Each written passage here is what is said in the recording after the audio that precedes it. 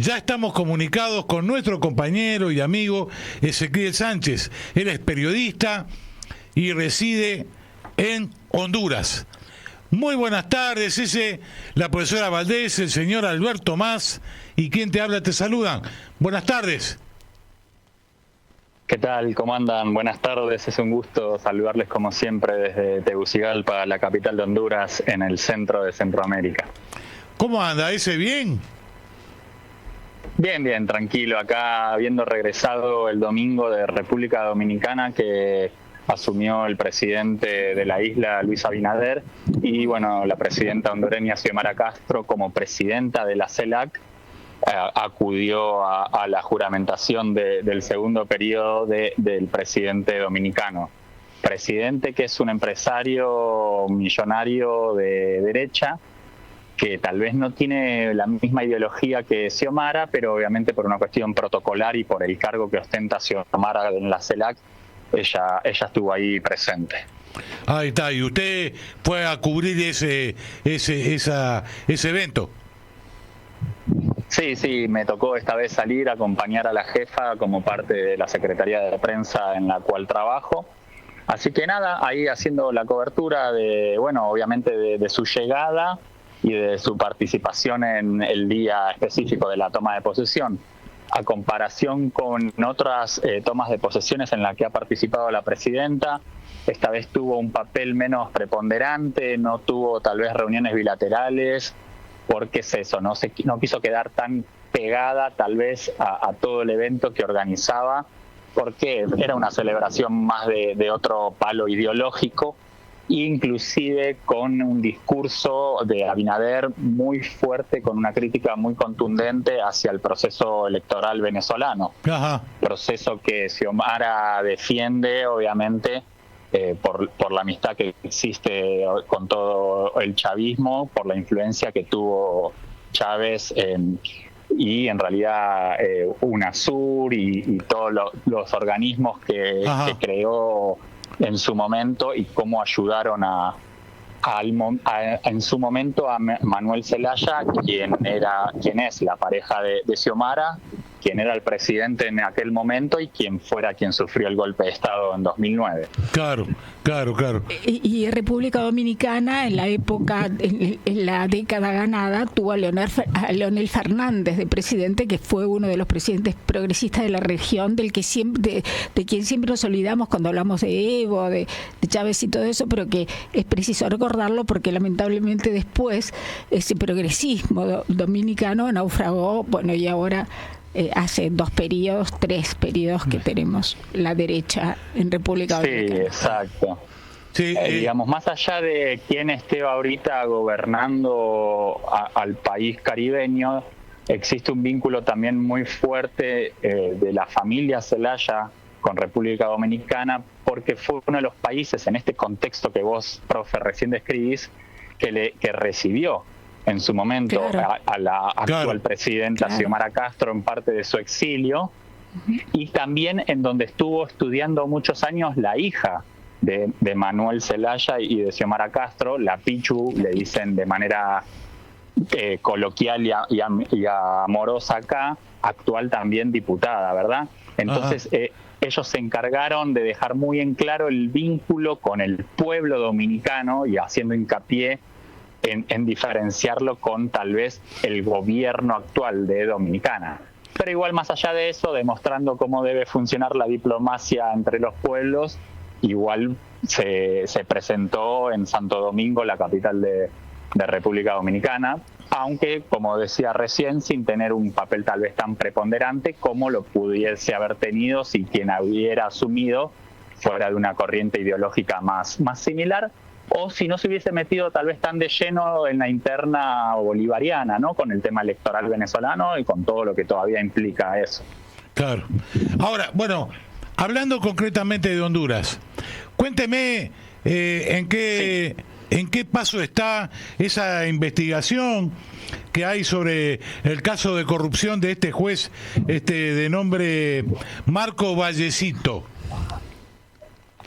¿Y de qué se trataría eso? Recién acaba de comenzar, hace poquito el fiscal general Joel Zelaya, que no tiene nada que ver con los Zelaya de Mel, pero que comparten el mismo apellido, fiscal general que fue nombrado por el Congreso actual, digamos. Es un fiscal nuevo que no representa a los intereses de nuestro amigo Juanchi, como te gusta decirle a vos, sí, el expresidente sí. Juan Orlando Hernández, quien está detenido y condenado por narcotráfico a gran escala en Estados Unidos. Sí, sí. Parte de la renovación que se empezó a generar con el triunfo de Xiomara Castro fue el hecho de que también se pudiera cambiar a la presidenta de la Corte Suprema de Justicia y en este caso al fiscal general, que tiene una tarea titánica porque hay que investigar 1,5 millones de casos de corrupción, ¿verdad?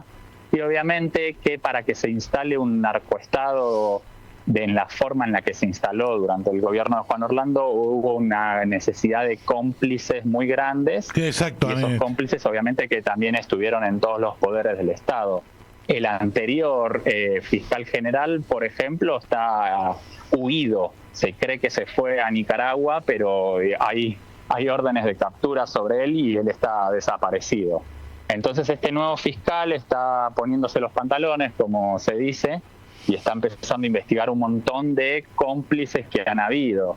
Esto recién comienza. La verdad que sería, digamos, poco serio de mi parte anticipar cosas, porque bueno, ahora le toca a la justicia investigar, pero él inclusive, este fiscal general, hace poco, posterior al juicio que sufriera Juan Orlando Hernández en Estados Unidos, él viajó a Nueva York, habló con los fiscales que lo enjuiciaron y se trajo una lista de un montón de personas que fueron nombradas en el juicio a Juan Orlando y que él las está investigando. Ajá. Dentro de esta lista, a ver, vale aclararlo que también está, por ejemplo, el presidente Manuel Zelaya, pero él mismo salió a decir: yo no tengo ningún drama, a mí investíguenme, nosotros lo que quisimos es que siempre hubiese una justicia imparcial, que fuera independiente y que investigara lo que haya que investigar. En este contexto es que está sucediendo esto que vos mencionabas, ¿no? Esto es algo muy reciente, sucedió hace menos de una semana, lo detuvieron y bueno, ahora es parte del proceso, ¿verdad? Claro. Pero como siempre digo, para que se instale un narco con la capacidad de traficar 400 toneladas de cocaína, tuvo que haber un grado de complicidad enorme en un montón de esferas del Estado, y parte de aspirar a tener un Estado más transparente, más ético y menos corrupto implica ver todo eso, porque como muy bien sabemos, y en el caso de Argentina es paradigmático, el poder legislativo y el poder ejecutivo se presentan a elecciones cada un tiempo determinado, pero el poder judicial no. Entonces tal vez sea el poder más difícil de limpiar de corruptos, ¿verdad? Claro, tal cual. Bueno, y contame, ¿cómo se está desarrollando la vida económica en Honduras? Yo vi con mucho placer la noticia, con poco desarrollo, debo decir. No voy a decir la fuente porque ahí laburan algunos conocidos, pero de esa conversación que tuvieron con China para firmar un acuerdo de libre comercio, que a mí me parece totalmente ventajoso porque hay un futuro enorme, sí. Y en ese sentido te estaba... Ahorita se están empezando a ver los frutos ya más pragmáticos de ese acuerdo. Ajá. Vale recordar de que cuando asumió la presidenta Xiomara Castro, Honduras no tenía relaciones con China, sino que las tenía con Taiwán. Exactamente. Porque era una de las demandas que siempre ha puesto Estados Unidos en lo que ellos consideran sus colonias, ¿verdad? Y parte de esta independencia que está buscando Honduras en esta nueva geopolítica multilateral fue entablar diálogos con China. Ya existe una embajada, y ya empezaron a dar frutos esos primeros acuerdos con la exportación de café, de camarones y de otros productos que se están empezando a enviar al gigante asiático. Recién yo creo que estamos empezando a ver los primeros detallecitos de algo que va a ser muchísimo más grande, porque obviamente que a China le interesa muchísimo el desembarco en la región. No olvidemos que geopolíticamente Centroamérica siempre ha sido el patio trasero de los gringos, y específicamente Honduras ha sido el epicentro de ese patio trasero, de donde se instalaron las bases norteamericanas, donde se le hizo la contra a los sandinistas en Nicaragua, desde donde se apoyó a la derecha en la guerra civil en El Salvador y en Guatemala. Entonces creo que este gesto que ha tenido Xiomara no solo tiene un peso económico tangible, que lo estamos empezando a vivir ahora, sino que hay un peso simbólico enorme que creo que ni siquiera la gente es del todo consciente de los ovarios que tuvo esta mujer para plantársele a los gringos y decirles: nosotros podemos seguir siendo aliados, porque inevitablemente Honduras y Estados Unidos son aliados comerciales. Hay una cantidad enorme de migrantes, de hondureños en Estados Unidos. Lamentablemente. Una de las nuevas políticas que hay. Sí, es que bueno, el sueño americano pega muy fuerte y estamos acá muy cerca. Es muy fácil para migrantes. No olvidemos que de acá empezaron a salir las trágicas caravanas migrantes hace unos años, en medio de la crisis del juanorlandismo. Sí, sí. Se estima de que las remesas que mandan los migrantes que viven en Estados Unidos corresponden a casi el 20% del Producto Interno Bruto que produce Honduras. Entonces, digamos, tampoco mucho. Es que Honduras va a entrar además en una cuestión bipolar o en una cuestión estilo Guerra Fría de como entro en diálogo con China, corto con Estados Unidos. Eso es lo que han querido también vender un poco la prensa por acá, y la respuesta más obvia es: Estados Unidos y China son tremendos socios comerciales. Entonces, mientras por un lado se establecen vínculos con China, por el otro lado también se refuerzan los vínculos con Estados Unidos. Ahora hay una política migratoria muy interesante de que se están abriendo un montón de consulados, y esto está sucediendo justito también en estos días, en un montón de ciudades en Estados Unidos donde antes no existían consulados hondureños. ¿Y qué implicaba esto para los migrantes? De que se tuviesen que trasladar a un montón de kilómetros muchas veces para tener que hacer sus trámites. Entonces también se está intentando regularizar la situación de todos estos migrantes, que muchos fueron ilegales, pero bueno, les están dando las facilidades para renovar pasaporte, para anotar a hijos que tal vez han parido en territorio estadounidense, pero que también por una cuestión de ser hijos de hondureños pueden optar por la nacionalidad. Entonces es eso, sí, se abre un gran camino con China que en los próximos años yo creo que vamos a empezar a ver los frutos más tangibles, pero eso no implica cortar lazos ni con Estados Unidos ni con el Fondo Monetario Internacional. Y a nivel económico, creo que otro ejemplo muy grande es que ayer, por ejemplo, la presidenta Xiomara recibió a una delegación del CAF, del Banco Andino. Bueno, ya no es andino porque también está en todos los países, ¿no? Pero que es un organismo también de crédito multilateral que tal vez no tiene la injerencia que suele tener el FMI u otros bancos, ¿no? Digamos, esta gente del Banco de Desarrollo de América Latina y el Caribe, CAF, te permite obtener créditos a menor tasa de interés y para un montón de proyectos que tal vez otros organismos no te dan. Y justo ayer se reunieron acá en Casa de Gobierno, vino la delegación del CAF, y lo que se le presentó a la prensa es que hay un acuerdo para que el CAF preste $350 millones para invertir en diversas áreas, pero que son mucho de infraestructura vial, y después de apoyo a programas del campo, apoyos a programas, bueno, sobre todo cafetaleros, que es una de las cosas que más se exporta de acá de Honduras, y también para que se empiecen a hacer los estudios, porque el proyecto más ambicioso que se está desarrollando acá en Honduras a largo plazo es crear un tren interoceánico para conectar el Caribe con el Pacífico. Hay una realidad que es que el canal de Panamá está decayendo, porque con esto del cambio climático los niveles del mar están bajando y ellos tienen un problema muy grande de agua. Exactamente. El canal de Panamá funciona con reclusas que tienen que estar llenando y vaciando de agua todo el tiempo. Obviamente que el espacio terrestre, digamos, en Panamá es bien cortito. Nicaragua tuvo la intención de crear algo similar apoyado por China, pero el aislamiento que está viendo Nicaragua en este momento le complicó un poco. México está queriendo realizar un proyecto similar a Andrés Manuel López Obrador, y Honduras se dio cuenta de que podría ser muy bueno para el desarrollo local, tanto de las propias comunidades, ¿no?, por las cuales atravesaría. Acá lo quieren armar, es un tren, digamos, y que conecta el Caribe con el Pacífico. La ventaja que tiene territorialmente Honduras es que no necesitaría hacer un calado en sus puertos. Inclusive el nombre Honduras hace referencia a lo hondo que encontraron los españoles las costas cuando llegaron acá. Es decir, acá podrían llegar barcos transatlánticos enormes, cargueros, y eso no implicaría una inversión muy grande en los puertos en los que existen y en los que pretenden desarrollar. Entonces se están queriendo posicionar como una alternativa no al fracaso, pero sí al agotamiento del Canal de Panamá, ¿verdad?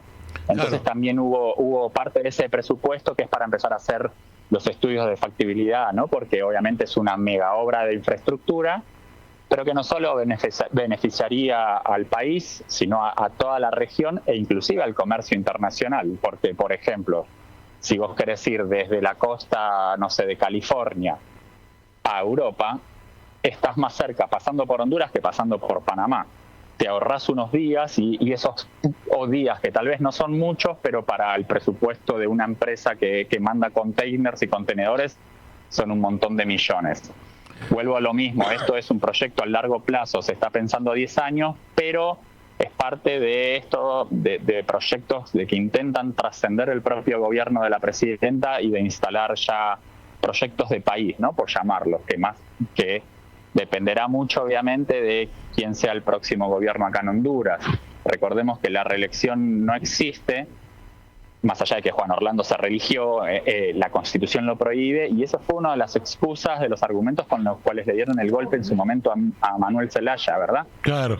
Xiomara ya dijo que ella no se va a reelegir, y la candidata oficial es la que era la ministra de Economía, de Finanzas, Rixi Moncada, que por mandato de Xiomara renunció a su puesto en el gabinete, porque lo que ella no quería era que se usara su cartera de economía, su plataforma política, digamos, dentro del gabinete para hacer proselitismo.